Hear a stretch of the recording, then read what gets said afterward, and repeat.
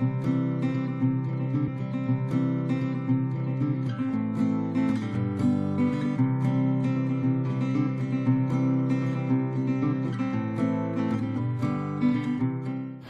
let's see the sponginess and the juiciness of this. Look at that, it's like a sponge ball, isn't it? Hey foodies, welcome to Cooking Shooking. Taste test first.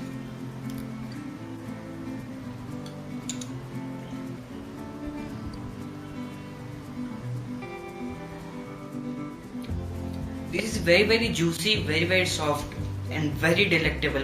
This is nothing but Rasgulla. This is very popular. People claim from Bengal, people claim it is from Orissa. Now let's leave that apart and prepare some Bengali sponge Rasgulla. This is my favorite Indian sweet dish, and I have failed over 30 times to prepare this dish. Yes, over 30 times, that too miserably.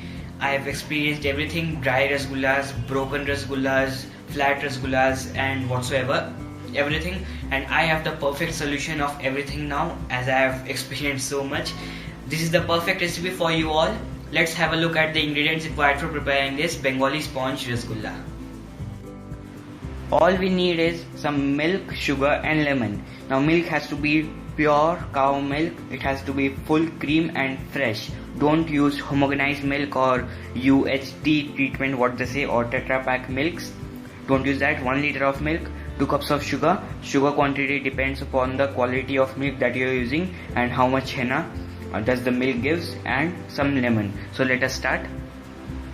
In a pan, add the milk.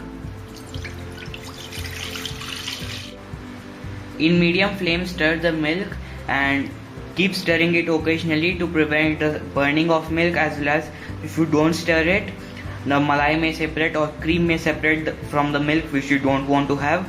And on the side, take out the juice from the lemons and mix it with some water.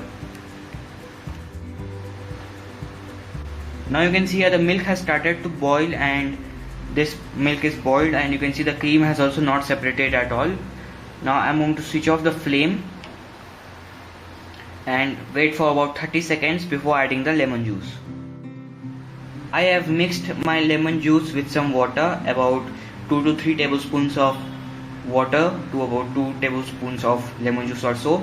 Now I'm going to slowly add in this mixture into this milk.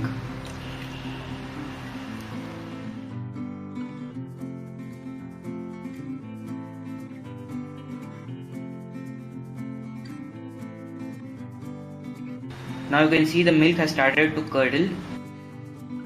You can see the greenish whey is out from the milk. Our henna is ready. Without any further delay, directly strain this. Here I have a colander lined with the cheesecloth. I'm going to add this mixture. Move this henna once or twice like this to remove off all the whey out of it. Now add some water. This will not only cool the henna but will also remove off the lemon sourness. Now try to gather the sides and lightly squeeze it. It might be hot, be very careful with it. Okay, some more of the water to clean. Don't apply too much pressure, lightly. Now hang this henna for about 30 minutes in a kitchen tap or in your cupboard for about 30 minutes, and all the excessive whey will be out from it. Don't try to squeeze much because your henna might get dry and it will not be good. So here we have about 10 cups of water. I am going to add 2 cups of sugar to this.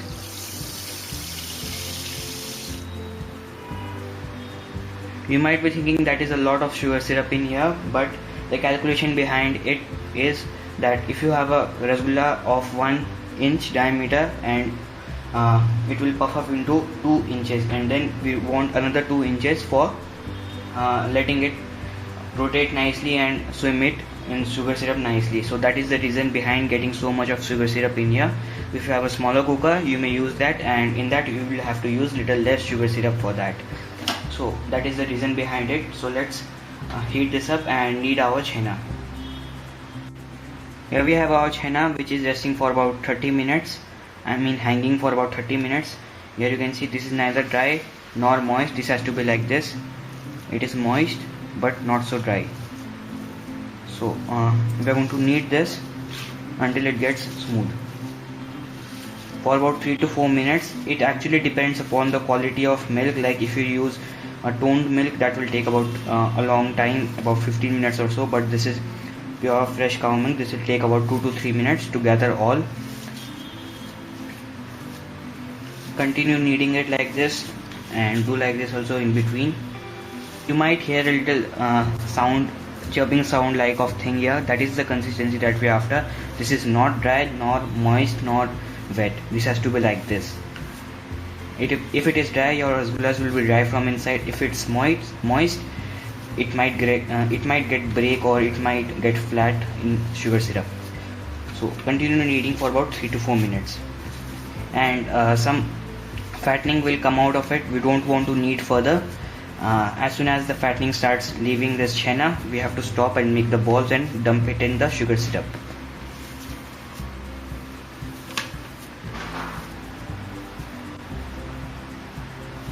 So this has been kneaded well for about 3 to 4 minutes. You can see the consistency. This is not grainy. This is not neither too soft or not too smooth. This has to be like this. I don't want to scare you out from my previous failed attempts, that it all depends upon the kneading process. If you knead it too much, it is going to ruin. If you knead it less, it is going to ruin. So it has to be like this. There should be some pores like this and some graininess, but not too much also. So now let's make smooth balls out of it. So this will make about 8 for me.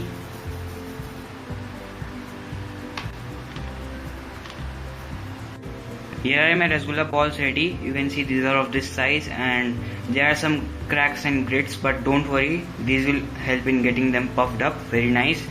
So now you can see this water is bubbling really well. I'm going to add this into this. So okay, it's fine. Let me add all. Now I want to immediately cover it like this itself. You may use any pot with a tight lid, or you can use a big pressure cooker like this. This is a 3.5 liter pressure cooker. I'm not going to cover it, I'm going to cover it with a lid like this. Set up a timer of about 15 minutes and check it. After about 5 minutes, stir it once and check. I'm going to show you how it looks like after 5 minutes. And make sure the flame is at high for about 2 to 3 minutes. After that, take it to medium high. The water should be continuously bubbling. So it has been about 5 minutes. Don't stir it for the first 5 minutes. You can see they are looking very puffed up and nice. Give it a stir slowly. Cover it again. And after again 5 minutes, we are going to give it a light stir. So it has been about 15 minutes or so, and you can see them. They are really puffed up and really nice. What I'm going to do is switch off the flame, and then I'm going to transfer these into a bowl. If you see some spots like you saw just now, like brown spots, don't worry, they are just little sugar dirt that will go. You may clean the sugar syrup, but I was feeling lazy. With some milk. So I have added all my rasgullas in here, and if you stir the rasgullas while cooking too much, then your rasgullas might break, like this one has got a little bit, but don't worry about that. Now we have to wait for about 6 to 7 hours before serving them. Right now they are super soft. They are not holding their shape at all.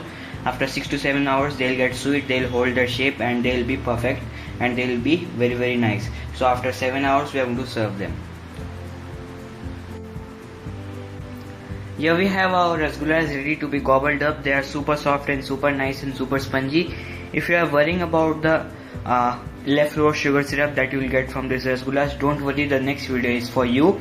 How to use leftover sugar syrup of rasgullas, gulab jamuns, pantuas, jalebis and whatsoever.